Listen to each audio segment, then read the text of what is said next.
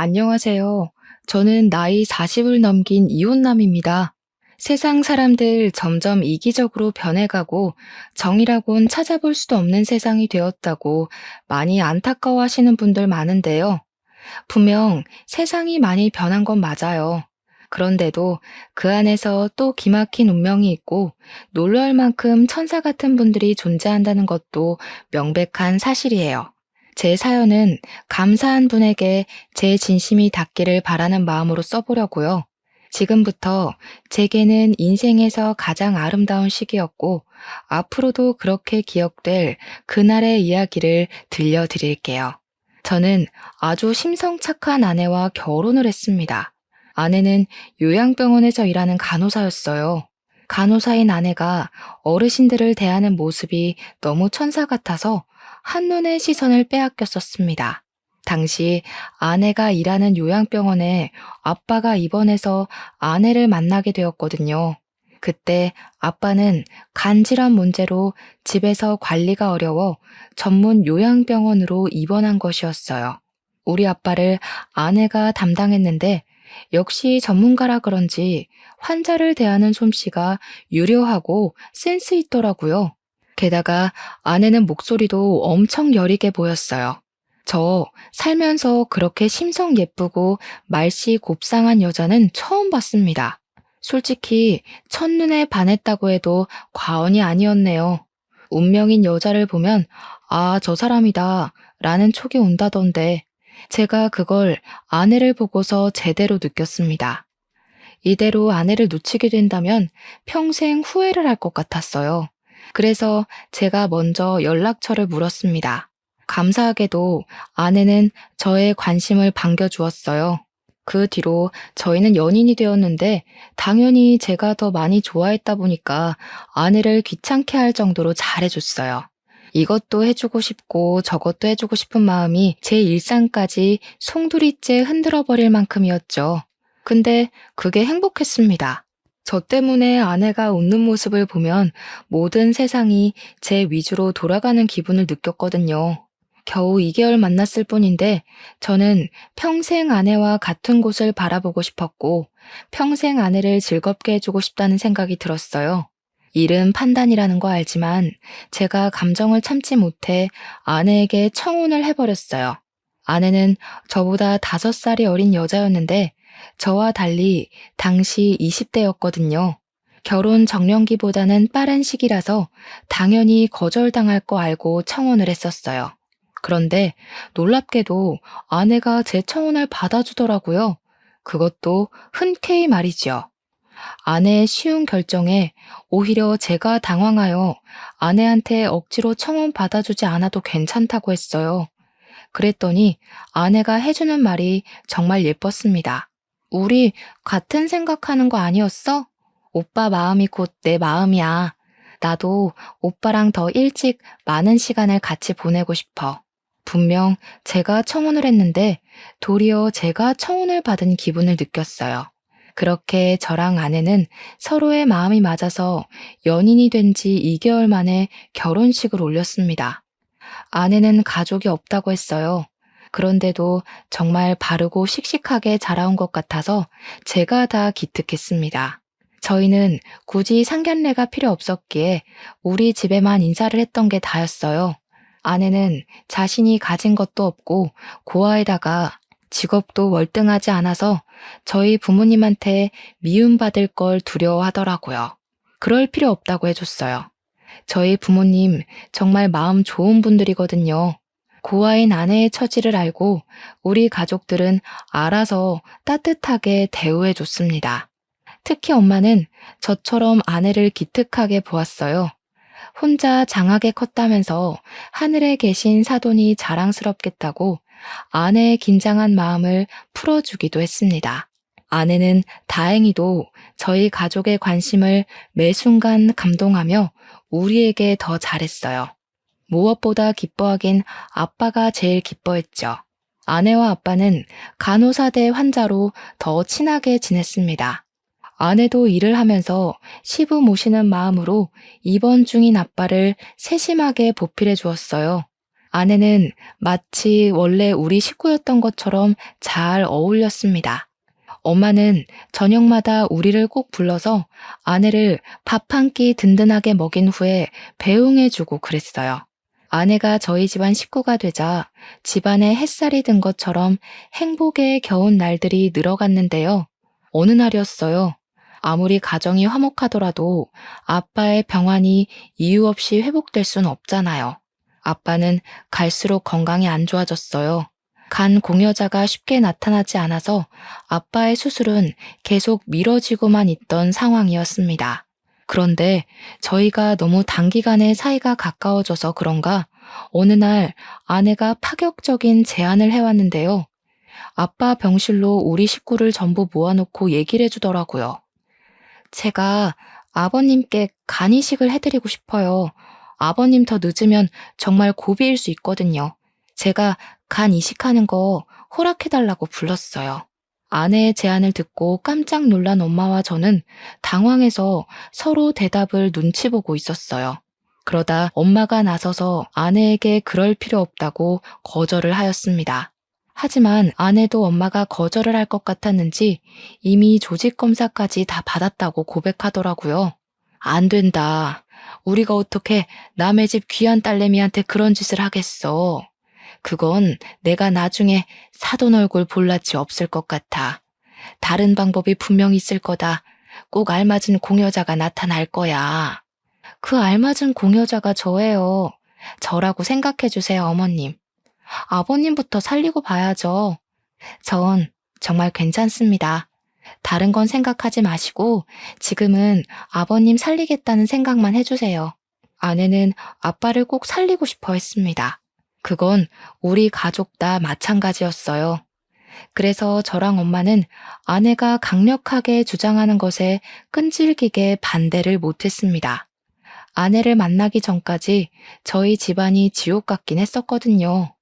아빠를 위해서 저랑 엄마 둘 다 조직 검사를 했는데 불일치가 나오는 바람에 하루하루 공여자가 나타나기만을 기다리면서 괴로운 시간을 보내고 있었단 말이죠.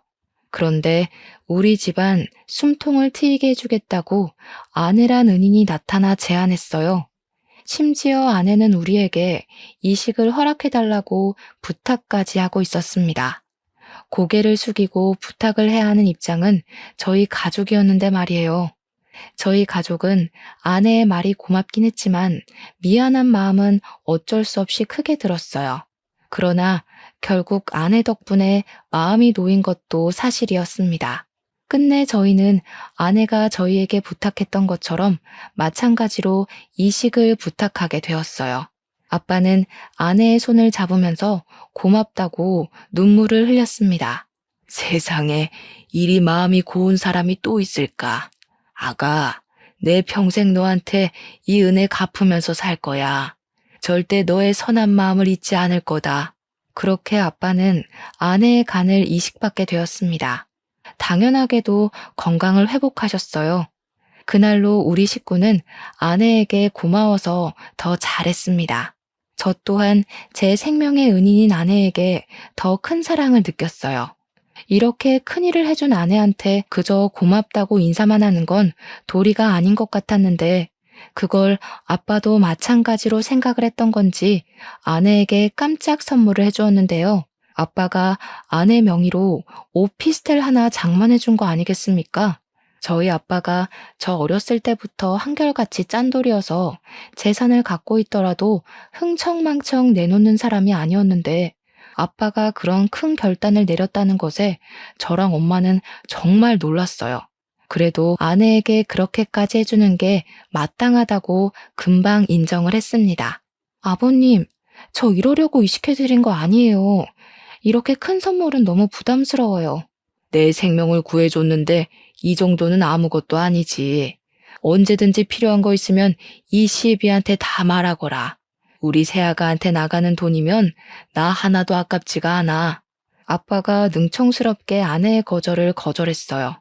아내는 아빠의 고집을 꺾지 못해 어쩔 수 없이 오피스텔을 받았는데 표정에서 미안한 기색이 한가득이었습니다.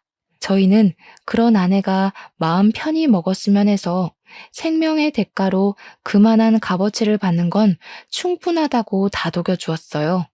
아빠도 건강을 회복했고, 더는 흠나올 데 없는 우리 식구를 보면서 저는 왠지 앞으로 더 행복하게 잘 살 수 있을 줄 알았어요. 그런데 당황스럽게도 아빠 이식을 무사히 마친 후 사랑만 가득했던 저희 집안이 차츰 변하기 시작했습니다. 그 원흉이 다름 아닌 아내였어요. 아내 덕분에 집안에 행복이 깃들었다가 아내 때문에 그 행복이 우환으로 변해갔어요.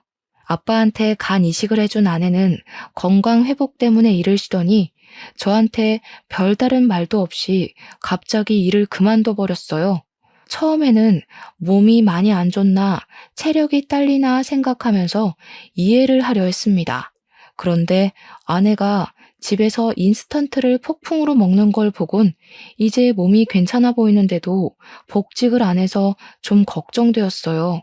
돈을 안 벌어서 걱정이라는 게 아니라 어딘가 모르게 사람이 변한 것 같아서 걱정이 되었습니다. 좋게 말하면 그간 고아로 고군분투 살면서 한 번도 쉬지 않았던 몸을 이제야 왕창 쉬는구나 라고 볼 수 있겠는데, 나쁘게 말하면 그냥 놀고 먹는 백수꼴로 보였어요. 하지만 무어라 터치하지 않고 이해해 줬습니다. 아내가 그간 열심히 살았으니까 결혼하고 가족이란 울타리가 생겨서 안정감이 들어 쉬고 싶겠지 라고 합리화했어요. 근데 저도 사람인지라 한 번씩 아내의 행동에 화가 날 때도 있었는데요. 여보, 많이 바빠? 나 라면 좀 끓여주면 안 돼? 라면 하나 먹고 자면 기분 좋게 잘 수 있을 것 같은데. 나 바쁘잖아. 지금 출근 준비 중이야. 라면 정도는 당신이 해 먹을 수 있으면서. 아, 해줘. 나 지금 내일 발라놔서 손을 못 움직여서 그래. 새벽 내내 영화 본다고 아무것도 못 먹었더니 배고프단 말이야. 아내는 밤낮까지 바뀌어서 제가 출근하는 아침까지 깨어 있었다가 제가 퇴근해서 오는 시간에는 잠을 자고 있었어요. 생활 패턴이 이렇게 달라져 버린 것도 제겐 하나의 스트레스였습니다. 그래도 저는 참았죠. 부모님도 아내가 이렇게 지내는 거 알지만 다 이해해 주시거든요. 이해해 줘야 된다고 강요하기도 하시고요. 아내가 저렇게 부탁할 때면 저는 결국 미루고 미루다 끝내 아내에게 라면 하나 끓여주고 출근을 했습니다. 그리고 나중에 귀가하면 제 스트레스는 한층 더 쌓여요. 아내가 아침에 먹은 라면 냄비를 씻지도 않고 그 자리에 그대로 두거든요. 여기저기 돌아다닌 흔적도 그대로 남겨두고 옷이고 속옷이고 전부 바닥에 널어놔요. 집안일도 다 방치해서 그야말로 엉망진창인 집구석이 저의 퇴근을 반기고 있죠. 갈수록 강도가 심해지는 아내의 태도에 정말 턱끝까지 할 말이 차올랐지만 우리 집안의 은인인 아내랑 싸우고 싶지 않았습니다. 아빠 간이식을 해줄 때만 해도 제가 아내를 향해 속으로 다짐했었거든요. 아내가 실수로 사람을 죽였다고 하더라도 그거 내가 다 감싸주겠다고 말이죠.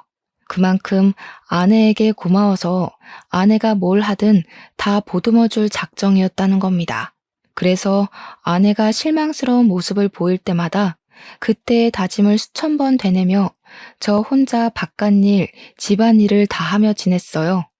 내 아내가 잠깐 방황하고 있는 거라고, 다시 천사 같던 이전의 모습으로 돌아올 거라고 믿으면서 말이에요. 아내는 아빠한테 받은 오피스텔에 세를 주고 있었어요. 그래도 그나마 그건 관리를 잘하는 것 같았습니다. 유일하게 그 오피스텔 관리만이 아내를 움직이게 했어요. 입주민이 민원을 넣으면 해결해 주려고 외출을 했거든요. 그때만이 그나마 멀쩡한 사람이 되는 아내에게 저는 차비하라고 용돈 2, 3만 원씩 쥐어주기도 했어요. 그거라도 열심히 해야지. 안 그럼 아내가 완전히 망가질 것 같았거든요. 그러나 조금이라도 아내가 나아지길 바랬던 저의 바램은 끝내 산산조각이 나고 많은 일이 생겼는데요. 어느 날 엄마한테 전화 오길래 받았더니 엄마가 당황스러운 소리를 하시더라고요. 며느리가 갑자기 전화 와서는 차 한 대만 해달라고 그랬다니까. 그걸 아빠가 해줬어. 경차는 또 창피해서 싫다고 기어코 세단 하나 뽑았다. 돈이 얼마나 들은 줄 아니? 너네 아빠도 그만한 차는 타본 적이 없는데 내가 어디 말할 데도 없고 그건 좀 그렇더라. 뭐라고요? 아내가 차를 뽑아달라 했다뇨. 저한테는 그런 말 없었는데요. 그럼 아내가 지금 차를 갖고 있다는 말이에요? 그래, 한 일주일 됐나? 어쩐지 네가 말이 없어서 전화해봤더니 모르고 있었구나. 나는 설마 너도 허락한 사실인가 싶어서 더 말 못하고 있었잖아. 그럴 리가요. 저도 처음 듣는 사실이라 당황스럽네요. 아니, 근데 아빠는 그걸 왜 해줬대요? 아빠도 아내가 일 안 다니는 거 아시잖아요. 왜 해줬겠니? 그놈의 은인이니까 그렇지 뭐. 네 아빠가 예전에 그런 말 했잖아. 며느리가 부탁하는 거면 다 들어주겠다고. 당연히 생명을 구해준 사람인데 그런 마음 들겠지. 그런데 며느리가 어딘가 모르게 달라진 것 같아서 그래. 원래 이런 거 무턱대고 바라는 애 아니지 않았어? 당연히 아니었죠. 제가 아는 아내도 부모님이 아는 아내도 무례한 요구를 하는 사람이 아니라는 걸 알고 있습니다. 그런데 이렇게까지 변할 수도 있는 걸까요? 부모님도 저와 마찬가지로 혼란을 느꼈나 봅니다. 아내가 간이식을 해줘서 우리 아빠를 살려준 건 고마운 일이지만 그걸 빌미로 먼저 나서서 차를 요구했다는 건 무례라고 표현해도 되지 않나요? 적어도 저한테는 얘기해 줄 수 있었던 거잖아요. 물론 아빠의 생명과 오피스텔 값은 비교할 수 없죠. 그래서 오피스텔 외로 뭘 더 해줄 순 있어요. 그런데 아빠가 알아서 주는 게 아닌 아내가 먼저 아빠한테 요구했다고 하니까 그건 좀 기분이 언짢았다는 겁니다. 저한테 먼저 얘기를 했다면 좋게 좋게 풀어서 아내가 차를 살 수 있도록 도왔을 거예요. 지극히 제 기준인데 저는 아내의 행실이 잘못되었다고 생각했어요. 아내 오면 대화를 해봐야겠다고 생각하고 엄마 전화를 끊었습니다. 그런데 제가 퇴근하고 집에 왔는데도 집안이 컴컴하기만 할 뿐 어디에도 아내가 없는 겁니다. 평소처럼 자고 있는 것도 아니더라고요. 그래서 아내한테 전화를 걸었어요. 마침 다 왔다고 하대요. 바깥에 나온 김에 다른 일을 보느라 늦었다고 5분 뒤에 도착한다더라고요. 저는 집을 내려가 건물 입구에 서서 기다렸어요. 아내한테 차가 있다면 차를 타고 올 거니까요. 그 모습을 보고자 시계만 보면서 대기하고 있는데 정확히 5분 정도 뒤에 세련되고 무난한 검은색 세단이 건물 입구로 가까워 오는 겁니다. 그걸 가만히 쳐다보고 있었어요. 그런데 그 차가 건물 안 주차장으로 안 들어오고 입구와 조금 떨어진 곳에서 세워지더라고요. 그리고 그 차에서 아내가 내리는 거 목격했습니다. 저는 바로 몸을 숨겼어요. 그리곤 또 복잡하게 머리를 굴렸죠. 아내가 당연히 운전석에서 내릴 거라는 생각했는데 제 예상과 달리 조수석에서 내렸다는 것이 저를 혼란스럽게 만들었습니다. 분명 엄마 말로는 아빠가 아내한테 차를 사줬다고 했거든요.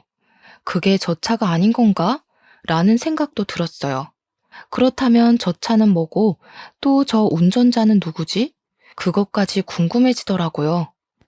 저는 끝까지 아내 앞에 모습을 드러내지 않고 그 차 번호만 찍은 뒤 집으로 올라갔습니다. 그리고 얼마 뒤 들어오는 아내에게 엄마한테 들었던 사실을 물어봤어요. 응, 내가 아버님한테 사달라고 했어. 모르고 있었어? 나는 아버님이나 어머님이 당신한테 말한 줄 알았는데. 우리 부모님 원래 입 무거운 거 알잖아. 그래서 차는 왜? 당신 일도 안 하면서 차가 왜 필요한데? 뭐야, 말 서운하게 하네. 일 안 하는 사람은 차 있으면 안 돼? 나도 다 필요해서 사달라고 한 거야. 설마 아까워서 그래? 나한테 이 정도도 못 해줘? 내가 아버님 은인인데? 그게 아니라 적어도 나랑 의논할 순 있었잖아. 내가 당신 차 사지 말라고 종용하겠어? 그냥 당신이 갑자기 차 사달라고 아빠한테 얘기를 해버리면 아빠가 당황할 수도 있고 오해해서 나쁘게 볼 수도 있으니까 그런 거지. 아버님이 날 나쁘게 볼 게 뭐 있어? 나쁘게 봐서도 안 되지. 나는 엄연히 생명의 은인인데. 그리고 아버님이 갖고 싶은 거 있으면 다 말하라고 했어. 이날 저는 무언가 잘못되어 가고 있다는 걸 아주 크게 느꼈습니다. 아내가 우리 아빠한테 간이식해준 걸 권리로 이용하고 있다는 걸 깨달았어요. 왜 일이 이렇게까지 꼬여버린 건지 모르겠더라고요. 무척 당황스러웠던 저는 저도 모르게 지금 우리 아빠 이용하는 거냐고 아내에게 화를 내버렸습니다. 그러자 아내가 그런 제 모습을 서운해하며 삐쳐서는 방으로 들어가 버렸어요. 그 바람에 아내한테 차는 어쨌고 얻어 타고 온 차는 뭐냐는 걸 묻질 못했어요.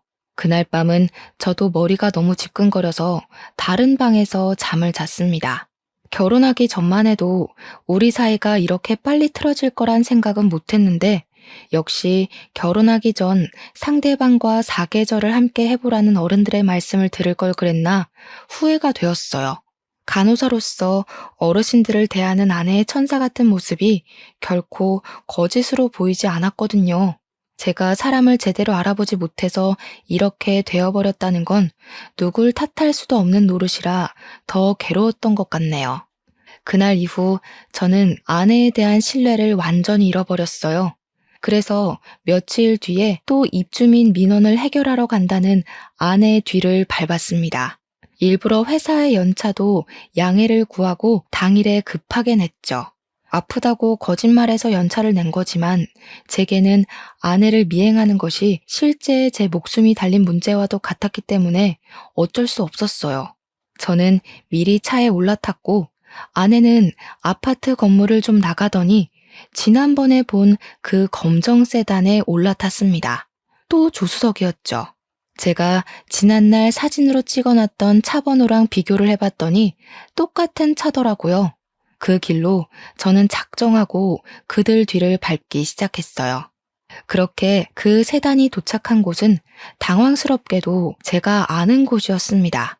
그건 바로 아빠가 아내에게 선물로 준 오피스텔이 있는 건물이었죠. 이미 그때부터 설마 싶은 의심이 들었어요. 그들이 주차하길래 내리지 않고 지켜만 봤는데 운전석에서 웬 남자가 내리더라고요. 의심으로 가득 차올랐던 제 마음은 그 남자를 보자마자 끝내 폭발해버렸어요. 아내가 그간 바람 피우면서 놀고 먹었다는 사실을 눈앞에서 확인해버린 셈이잖아요. 정말 살이 떨렸고 화가 나서 핸들 잡고 있던 손에도 힘이 잔뜩 들어갔습니다. 그동안 아내를 어떻게 이해해보고자 노력했던 제 자신이 초라하게 느껴진 순간이었어요. 피가 거꾸로 솟는 느낌이었던 저는 차에서 내려 끝까지 그들 뒤를 쫓았습니다. 결정적인 장면을 제 두 눈에 담고 아내가 빠져나갈 구멍이 없도록 몰아붙일 생각이었거든요. 저는 그들 뒤를 따르며 내내 동영상을 찍었어요. 그리고 엘리베이터 층수 멈추는 곳이 어딘가 지켜봤죠. 역시나 아빠가 준 오피스텔 호수라는 걸 알고서 아내와 이혼을 결심했습니다. 아내가 외간 남자랑 같이 차를 타고 주기적으로 만나고 오피스텔을 사이좋게 같이 올라갔다면 그 남자가 거기 살고 있을 수도 있는 거잖아요. 아내랑 같이 두 집 살림하고 있을 수도 있고요. 저는 마지막 결판을 내기 위해서 떨리는 가슴을 안고 뒤따라 엘리베이터 탔어요. 제가 알고 있는 그 호수 앞에 섰습니다. 모든 걸 끝낼 마음을 먹었더니 그간 짧았던 결혼 생활이 필름처럼 지나가서 속상했어요. 그래서 저를 이렇게 만든 아내를 더 용서할 수 없었습니다. 망설임을 관두고 바로 초인종 눌렀어요. 그런데 안에서 반응이 없더라고요. 혹시나 인터폰으로 확인이라도 할까봐 저는 일부러 인터폰 안 보이는 곳에 서 있었습니다. 얼마 뒤 문이 조심스레 열렸고 누군가가 얼굴을 내밀었는데 예상대로 운전석에서 내렸던 그 남자더군요. 저는 바로 그 남자를 밀치고 안으로 들어갔어요. 안에서 아내를 발견했습니다. 그 순간 실망은 절망이 되었고 직접 마주보니 분노를 더 참기 힘들었어요. 주위에는 아내 것으로 보이는 옷, 속옷, 장신구, 개인용품 등등이 보였습니다. 제가 주위를 쭉 둘러보다가 황당해서 헛웃음 터뜨리니 아내가 당황함을 감추지 못하고 말했어요. 여보가 여길 어떻게 왔어? 설마 내 뒤밟은 거야? 이 상황에 그게 중요하니? 지금 이게 뭐 하는 짓이야? 여태 우리 아빠가 사준 집에서 딴 놈이랑 살림 차리고 있었던 거야? 아무리 개념이 없어도 그렇지 어떻게 아빠가 사준 집에서 바람을 피워? 아니, 그게 아니야. 당신이 오해한 거야. 우리 이상한 사이 아니고 그냥 친구야. 옛날부터 가까이 지냈던 친구. 친구 같은 소리 하네. 네가 무슨 변명을 대도 내 눈으로 직접 본 걸 설득시키진 못해. 이렇게 증거가 수두룩빽빽한데 어떤 멍청이가 그딴 해명에 속겠어. 내가 당신 많이 좋아했다고 이런 것도 눈 감아줄 거라 생각했던 거야? 사람을 기만해도 정도가 있어야지. 네가 우리 아빠를 살렸다고 해서 내가 네 불륜을 이해할 필요는 없는 거잖아. 더는 못 참아주겠다. 그만 이혼하자. 이혼하자는 제 말에 아내는 갑자기 울음을 터뜨리면서 저를 붙잡았습니다. 그 손길마저 싫어서 저는 아내를 강하게 뿌리쳤어요. 그랬더니 아내가 힘없이 넘어져 버리더라고요. 더 이상 저랑 상관없는 사람이니 아내가 어떻게 되든 신경 안 쓰고 나가려 했습니다. 그런데 갑자기 상간남이 나서서 제 멱살을 잡더라고요. 어떻게 여자를 때려요? 우리 누나가 그런 거 아니라잖아요. 적어도 사람이 하는 말은 들어보고 판단을 해야 될 거 아닙니까? 이 정신 나간 놈이 뭐라는 거야? 상황 파악 안 돼요? 그쪽이 지금 무슨 짓에 가담한지 모릅니까? 남의 가정 망쳐놓은 주제에 정의로운 척하지 마세요. 그래봤자 상간자 새끼인 건 똑같으니까. 저는 상간남을 뿌리치고 현관으로 갔어요. 그런데 문고리를 잡고 열자마자 뒤에서 상간남이 누나 하면서 소리를 치더라고요. 무슨 쇼를 보여주려고 그러나 싶어 돌아봤는데 아내가 기절해 있는 겁니다. 살짝 당황하긴 했지만 결국 쇼한다고 생각했어요. 제가 이미 눈으로 확인한 게 있는데 그들 상황극에 넘어가 줄 리 없잖아요. 무시하고 나오려고 했는데 그 순간 상간남이 서럽게 울면서 119까지 신고를 하더라고요. 그제야 당황한 저는 속는 셈 치고 다시 아내에게 가봤습니다. 제대로 확인한 아내는 정말 의식 없는 모습이었어요. 코피까지 흐르고 있더라고요. 깜짝 놀라서 얼른 아내를 끌어안았어요. 정신 차려보라고 흔들었는데도 아내는 마치 죽은 사람처럼 늘어져 있었고 감은 눈 사이로 흰자만 보였습니다. 상간남이 신고한 119가 뒤늦게 도착하고 저는 보호자 자격으로 급히 구급차를 같이 올라탔어요. 그런데 상간남도 따라오더라고요. 아무리 급박한 상황이라도 저는 눈물까진 안 흘렸는데 상간남 혼자 구급차 떠나가라 울면서 아내 손을 꼭 잡고 있는 겁니다. 구급차에서 내리고 응급실로 향할 때까지 상간남이 아내 곁을 못 떠났어요. 처음엔 저도 정신없어서 상간남의 존재를 신경 써줄 여력 안 되었지만 나중에는 심기에 거슬리더라고요. 그래서 사람들 못 듣게 작은 목소리로 상간남한테 꺼지라고 했습니다. 사람 많은 데서 괜히 개망신당하고 싶지 않으면 그만 가시죠. 아무리 저랑 아내가 이혼할 사이라곤 하지만 저 아직 아내 남편이에요. 지금 그쪽 상당히 선 넘고 있거든요. 상간남은 아직도 아내 때문에 눈물을 흘리고 있었어요. 곧 울음이 범벅된 얼굴로 저를 째려보면서 제 멱살을 잡더군요. 기가 찼습니다. 지금 당장 멱살을 잡고 싶은 입장은 저인데 되레 저를 상간남 취급하듯 노려보는 상간남이 황당했어요. 그때였습니다. 간호사가 와서 아내 보호자를 찾았어요. 그래서 저는 상간남을 밀어내고 바로 손을 들려고 했죠. 그런데 그것마저 상간남이 먼저 손을 들면서 먼저 나서더라고요. 결국 인내심이 바닥으로 떨어진 저는 상간남에게 성질을 내려고 이봐요 하고 불렀습니다. 그런데 그 순간 상간남이 간호사한테 자기를 소개하는 말 때문에 당황해서 말문이 막혀버렸어요. 가족분이세요? 환자분이랑은 무슨 관계세요? 남동생이에요. 우리 누나 어떻게 됐어요? 지금 바로 수술 들어가는 거예요? 보호자는 어디서 기다리면 되죠? 상간남이 정신 못 차리고 간호사를 졸졸 따라갔습니다. 저는 그 자리에 멍청하게 서 있다가 뒤늦게 걸음을 뗐어요. 저 멀리 앞장서서 수술 동의서에 사인하는 상간남을 멀찍이 지켜봤어요. 남동생이라니 아내는 분명 저랑 결혼할 때 고아라고 했습니다.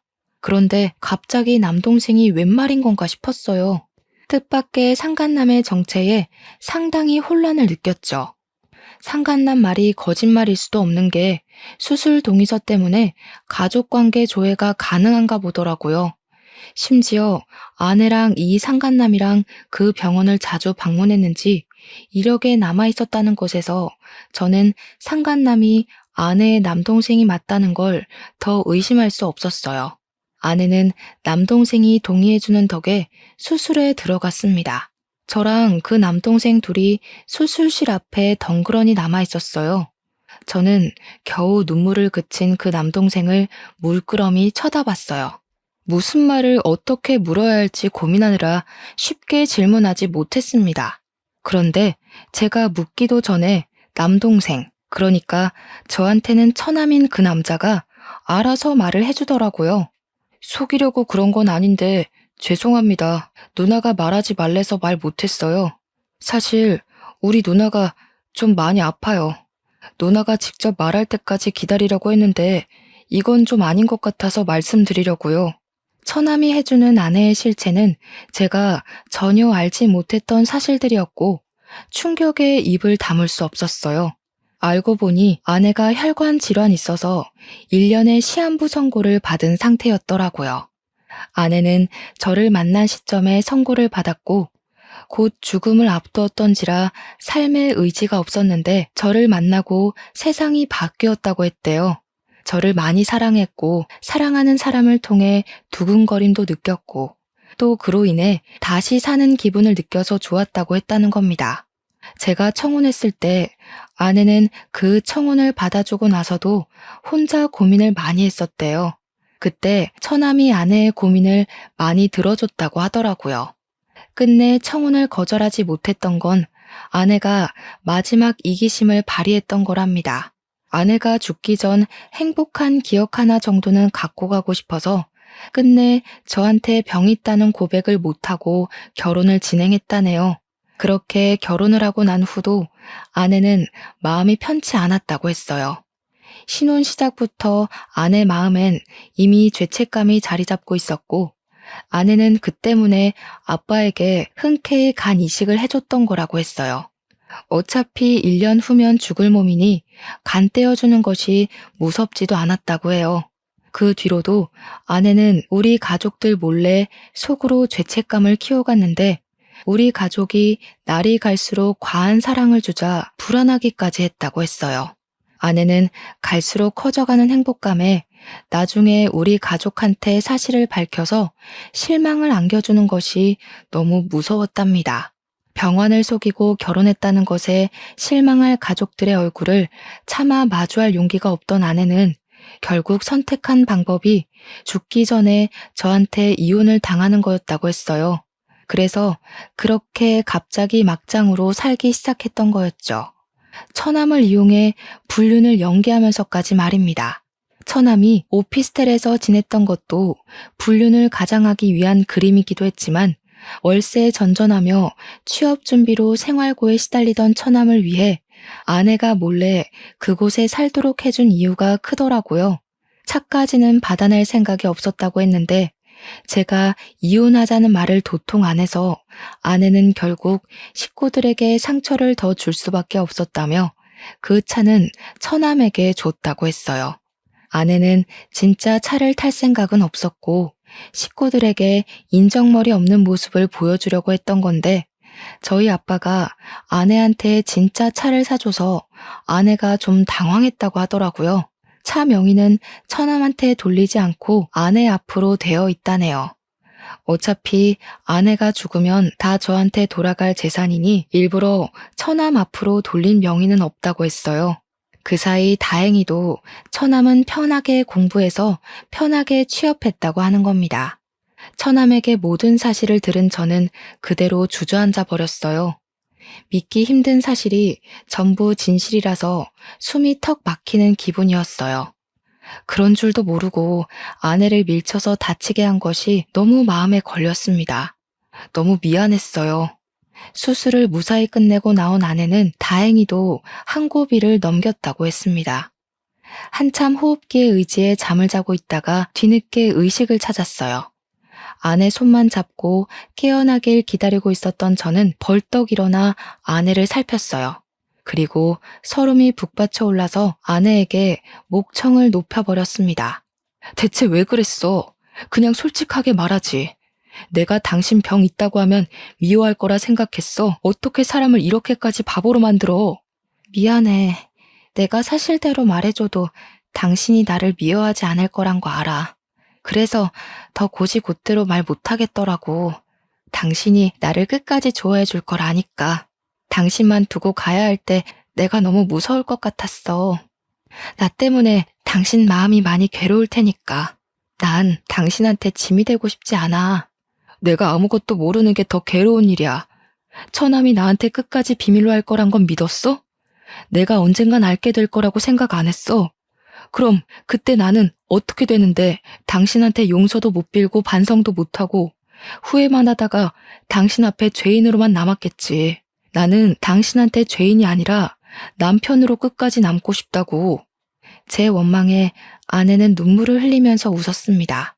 이미 저 덕분에 충분히 행복했다고, 단 한 번도 죄인이라 생각해 본 적 없고 눈 감는 그 순간까지 남편이라 생각하려 했다고 하더라고요.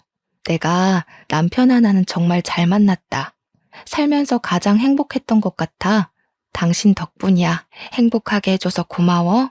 작별 인사하듯 말하지 마. 나 당신 보낸다고 한 적 없어. 몸이 많이 안 좋은 거야? 요즘은 시한부 선고 그거 믿을 거 못 돼. 시한부 받고도 훨씬 더 오래 사는 사람들 얼마나 많은데. 옆에서 처남이 대신 말해주길 돈이 없어서 치료할 시기를 놓치는 바람에 몸이 더 망가졌다는 얘기를 했어요. 그것마저 제 탓 같아서 너무 후회스럽더라고요. 제가 아내를 더 빨리 알았다면 아내가 이렇게 병환으로 고생하지 않아도 되었을 텐데.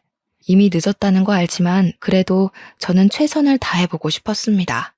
그래서 그날 이후 아내의 병간호를 꼬박꼬박하며 아내의 병환에 대해 빠삭하게 공부를 했어요. 그 사이 어쩔 수 없이 이 사정을 우리 식구까지 다 알게 되었습니다. 엄마는 어느 순간부터 아내를 좀 안 좋게 생각하고 있었는데 저한테 모든 사실을 설명 듣고 나서 제일 많이 눈물을 흘리셨어요.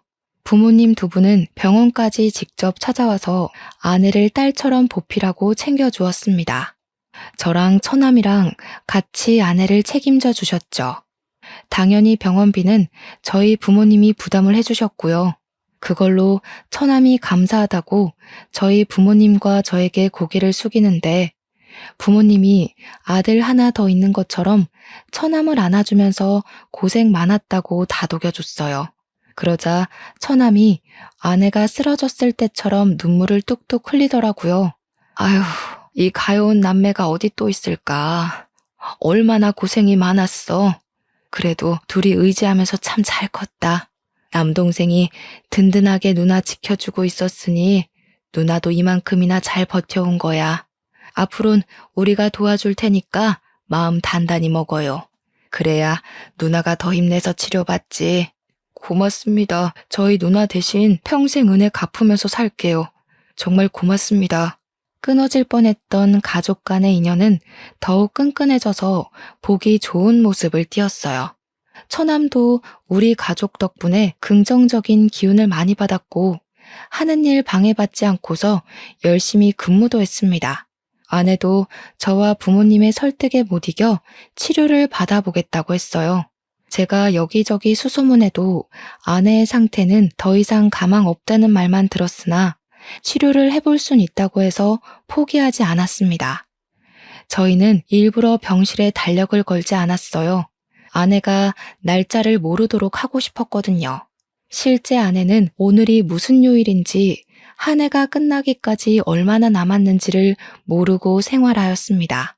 외출이 가능해서 저랑 데이트도 종종 했고 처남을 데리고 가까운 곳으로 가족여행도 다녔어요.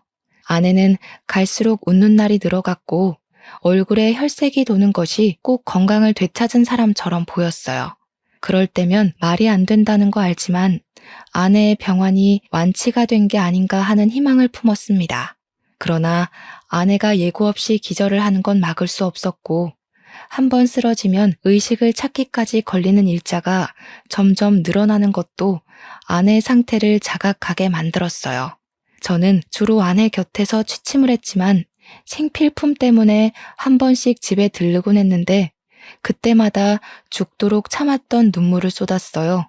아내 앞에서는 희망을 주고 미래를 계획하면서 평생 함께 할 수 있다고 약속을 해줬지만 저는 알고 있거든요. 아내 몸 상태가 얼마나 악화되어 가고 있는지 말이에요. 아내를 떠나보낼 준비가 도통 안 되는데 선고받은 시간은 점점 다가오고 날짜를 알고 있는 저희만 갈수록 표정 관리가 어려웠습니다. 어느 순간부터 아내도 제가 집에만 가면 울고 온다는 걸 아는 것 같더라고요. 그럴 때마다 말없이 저를 안아주면서 해주는 말이 있었는데요. 옛날엔 내가 당신 손잡고 우리 식구들 앞에서 눈을 감는 게 너무 무서웠는데 이제는 꿈을 꿨던 것처럼 기분 좋게 떠날 수 있을 것 같아. 고마워. 사랑해. 아내 앞에선 울고 싶지 않은데 저도 어쩔 수 없는 사람인지라 아내와 이별이 가까워오니 이성을 바로잡기가 힘들었어요. 언젠가부터 아내는 안 울었는데 제 눈물은 수돗물처럼 줄줄 흘렀습니다. 그런데 이런 저희를 하늘에서 안쓰럽게 여긴 건지 제 아내에게 작은 기적이 생겨났어요. 아내가 선고받은 1년의 기간이 이미 지났는데도 아내가 저희 곁을 떠나지 않았다는 겁니다. 당연히 섣부른 기쁨일 수 있기 때문에 일부러 날짜를 넘겼어도 티를 내지 않았어요. 그런데 일주일이 지나고 2주일이 지나고 한 달이 지나도 아내는 저희 곁을 떠나지 않았어요. 그것에 놀란 저는 이 사실을 밝혔고 식구들 또한 전부 놀라서 아내에게 날짜를 가르쳐 줬어요. 가장 어안이 벙벙했던 건 아내였을 겁니다. 그때 저희 가족 모두가 상상만으론 안 될 행복을 가득 느꼈네요. 의사 선생님도 잘 이겨내고 있는 아내와 진심을 다해 돕는 가족들이 있어서 일어난 기적인 것 같다고 하더군요. 이렇게 쭉 행복할 일만 있었다면 좋았겠지만 한참 기운이 좋다가 어느 순간 갑자기 아내 건강이 확 꺾여버렸어요. 그때 저희 가족들은 또 한 번의 절망을 느꼈습니다. 어쩌면 시한부 기한을 넘기기 전보다 더 큰 절망을 느꼈는지도 몰라요. 저희는 다시 으쌰으쌰 힘을 내려 했으나 이젠 정말 마지막이 다가오는구나를 느꼈을 정도로 아내는 큰 병마와 싸웠어요. 그렇게 아내는 1년 시한부 선고를 받고 1년을 더 산 뒤에 결국 눈을 감고 말았습니다. 아내는 자신에게 시간이 얼마 남지 않았다는 걸 느꼈는지 눈을 감기 10분 전쯤에 우리 식구들한테 기운내서 작별 인사를 했어요. 좋은 기억 만들어줘서 고맙습니다. 다들 저한테 은인이에요. 제 동생한테도 좋은 가족이 되어준 거 정말 감사해요. 꼭 잊지 않을게요.